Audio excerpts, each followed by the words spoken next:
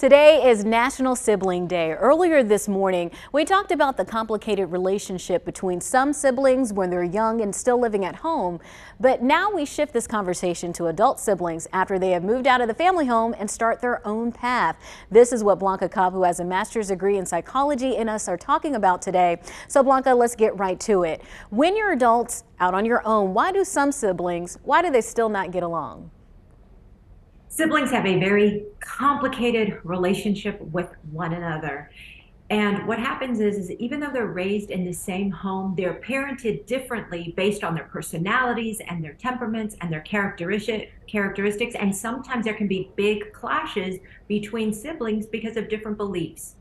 And when one sibling is, let me give you an example. When one sibling might be more of a go-getter and another sibling just has more of like that laissez-faire attitude where they're just more laid back, then they can have different expectations or perceptions of the other, even though the siblings are very happy and living a great life. And also, as the older siblings get, the older parents get. And so what that means is that they can have different opinions and expectations of how each sibling is supposed to help their parent. Okay, so when it comes to the parents, that brings up my next question. How do parents contribute to these adult sibling problems?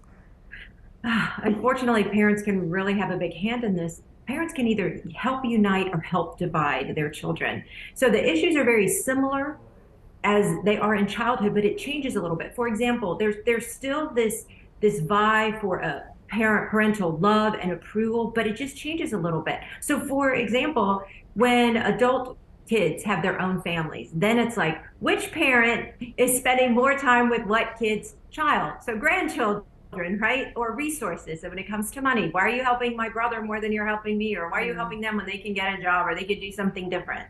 Or the parents could complain about their children behind their back to their other children. So it's all of these dynamics that parents may or may not realize that they're doing that can really continue to divide the siblings. All right, so no relationship is perfect. We all go back and forth every now and then. What can you do to improve a relationship with an adult sibling?